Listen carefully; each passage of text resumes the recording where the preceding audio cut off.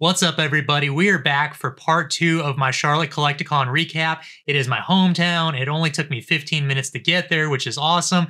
And I got a ton of cards over the weekend. I will link part 1 in the description below. That is the buyer POV overview. This is solely going to be a card recap. I only showed about half of the cards I got over the weekend in the buyer POV with all the transactions.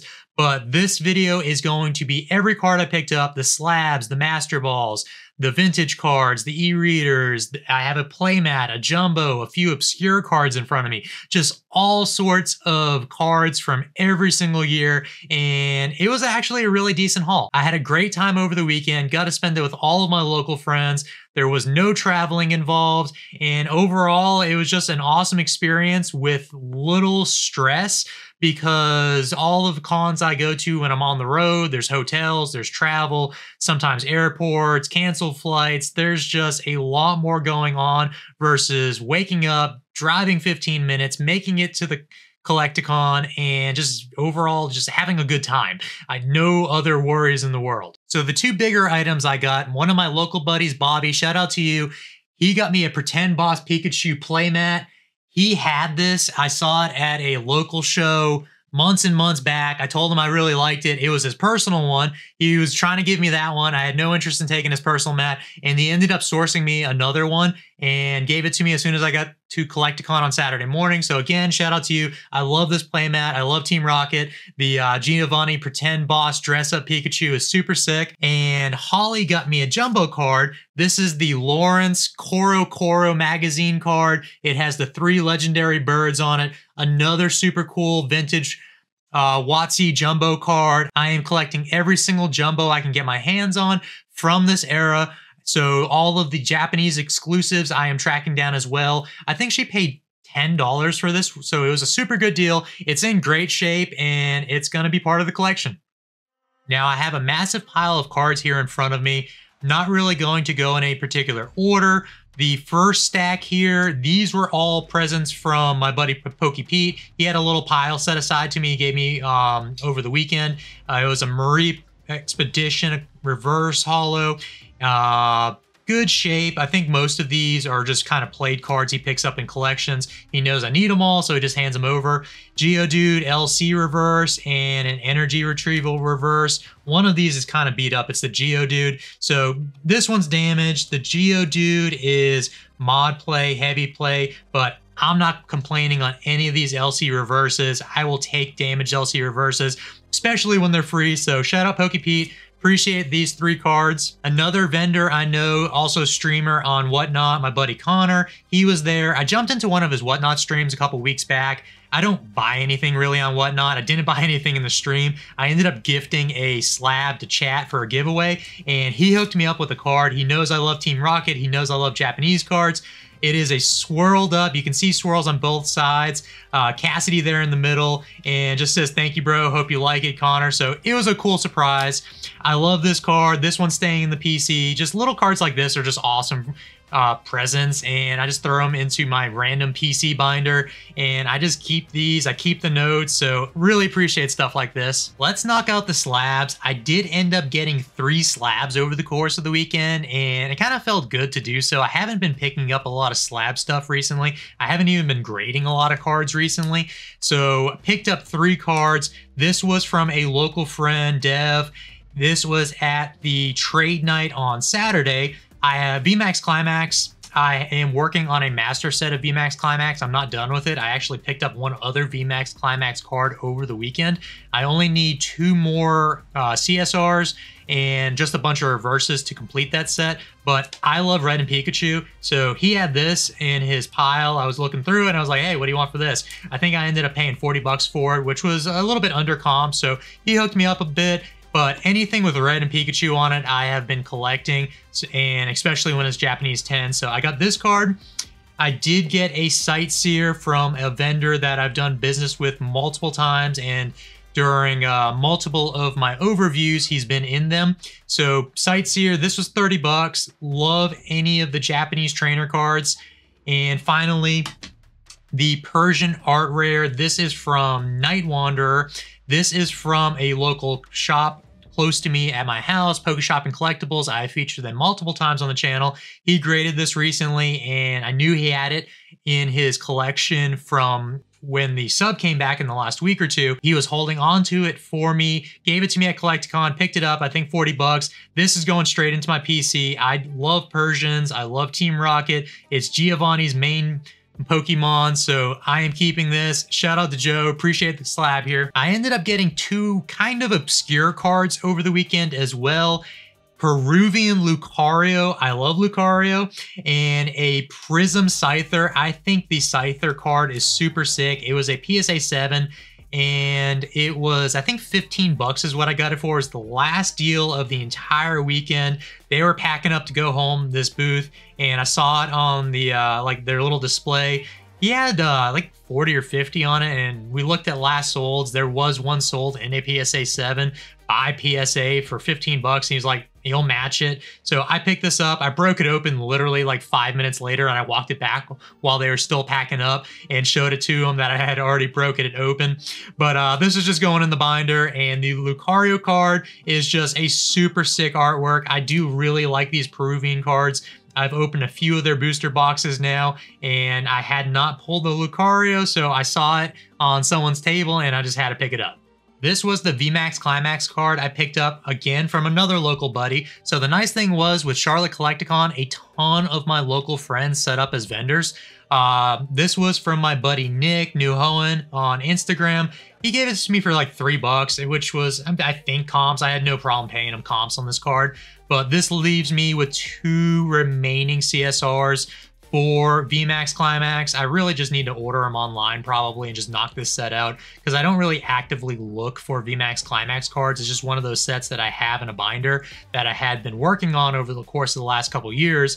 But I'm not going to find all the reverses in person, so I just probably need to go on eBay, buy all the reverses that I need, track down the last 2 hit cards that I need, and just call it done on this set. So VMAX Climax, it is an amazing set. I will show it off in a video once I have it completed, but I don't even know if I've ever stated on the channel that I am working on this set, but I am so close to being done with VMAX Climax. I do have a complete V-Star Universe Master set completed. I usually just knock out the Japanese specialty sets that do come out once a year. Now, if you saw part 1, which I have in the comments below, I had an interaction with the vendor where I was trying to buy a kind of a large lot of Master Balls off of him.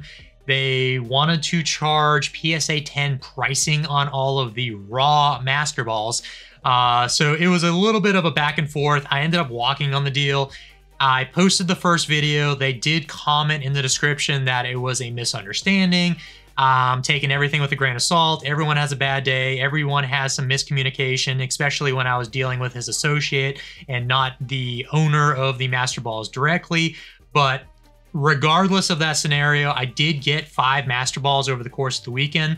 The Clefairy Master Ball was actually the first purchase I had at Collectacon early Saturday morning. I think I got this one from 10 bucks. Holly ended up tracking me down a Ghastly. Actually, this card did come from Nick New Hohen for, I think, 20 bucks or 15 bucks is what he sold it to her for. She got me the Golduck as well. I want to say this was 10 bucks or under.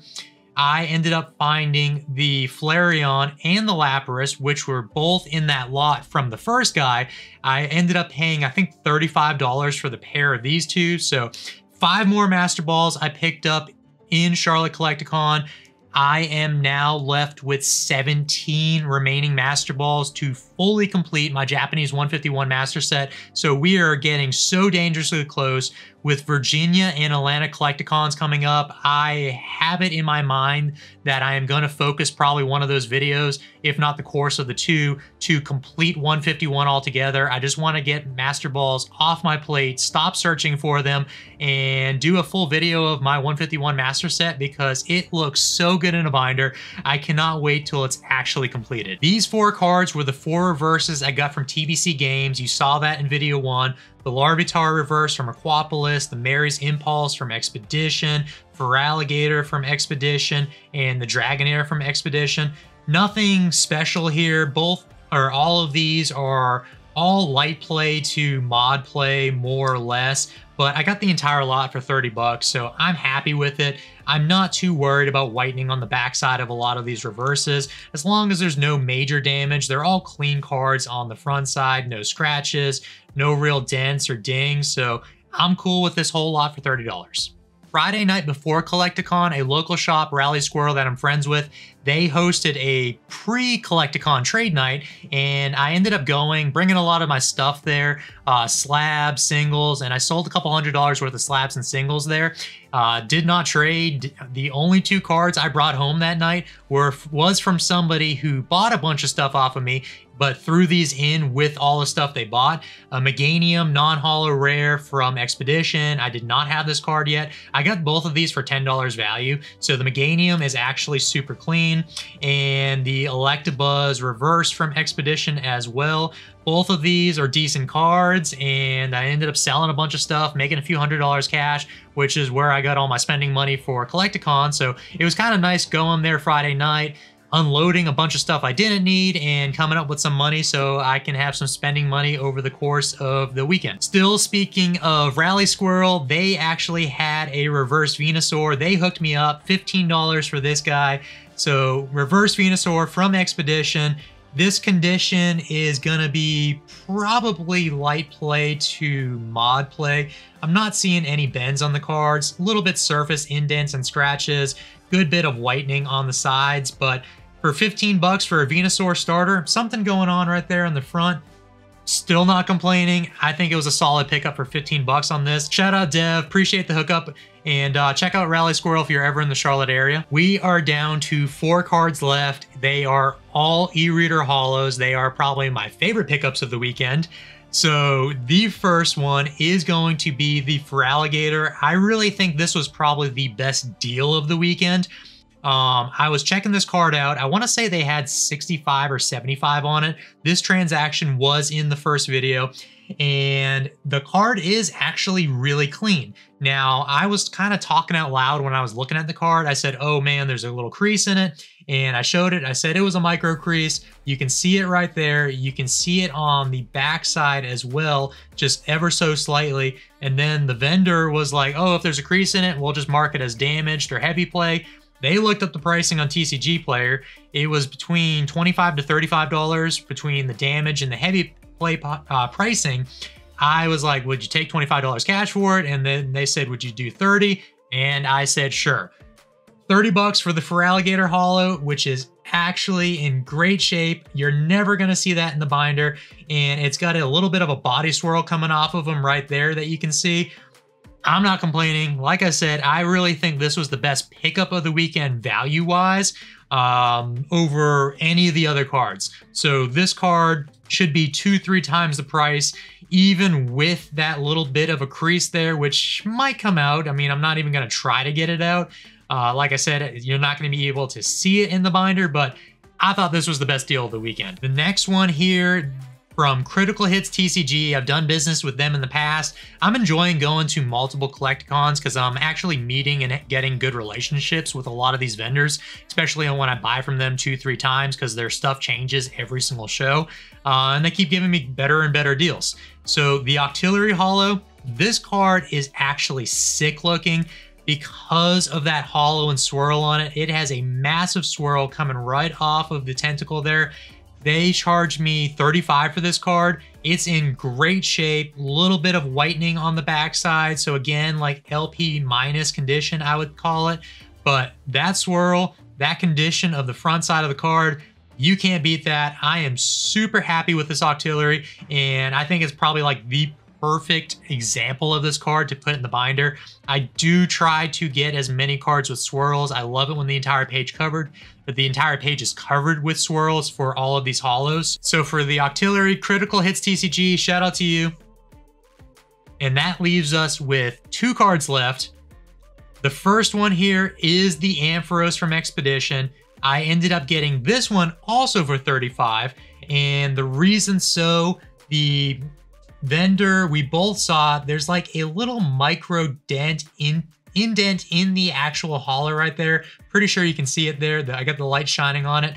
So they marked it as like heavy play. I don't know what condition they saw it as, but they had the card as light play for I think 60 or 70. And overall, again, super nice card. And something like that I am not going to see in the binder. So I'm enjoying paying half prices for these cards. $35 for the Ampharos Holo.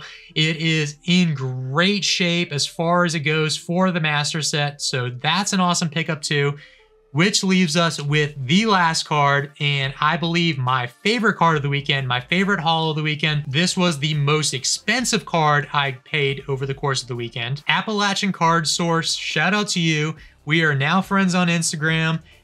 This card is as minty as you can get. Tiny little white right there, tiny little white right there. It is the Blossom Holo, and it has a massive swirl down there at the bottom. Almost looks like a flower swirl with going with the artwork. I love this card. I think this card looks amazing. I think the holo looks amazing on it, and it is in great shape. I'm happy with this. I'm happy spending $50 on this card. So like I said, it is the most expensive card I bought over the course of the entire weekend. Most of those slabs were only $40 each in PSA 10. So most expensive card, most expensive single, but coolest looking card. I think the Blossom and the Octillery are probably competing for first and second place just with those swirl placements and just how clean those holos look. The Octillery has a double, like almost an infinity swirl going on, and they are just thick swirl examples for these cards. So that's it. That's my entire haul, all 27 cards in one playmat over the course of the entire weekend. I feel I did really good. I made a dent with my e-readers. There's like 11 or 12 e-readers, especially 4 cheap holos.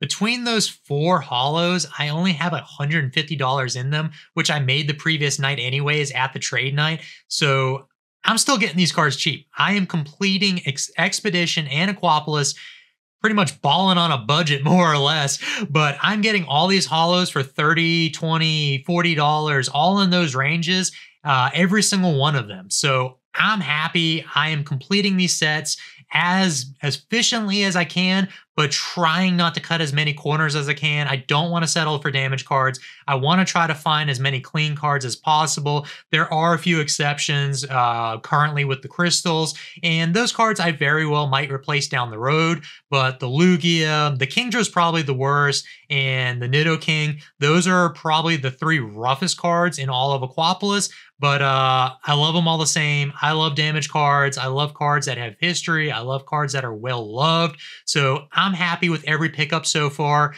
And yeah, overall, I think it was a great weekend. Like, comment, subscribe. And I just want to give a shout out to everyone who's been here day one, who's found me along the way. We are getting close to a year for the channel. This late November is technically going to be the 1-year anniversary. The channel's growing fast, and I just want to say I appreciate every single one of you. The likes, the comments, the views, just everything you're doing to participate, following along in my journey. I am just a guy collecting Pokemon cards. I love filming the journey. I love the interactions with these vendors. I love just picking up the cards and looking back at the content and now knowing how I got every single card to progress from my childhood collection. So again, I just want to say thank you to everyone that's here and supporting the channel, and we will see you in the next one. Don't stop.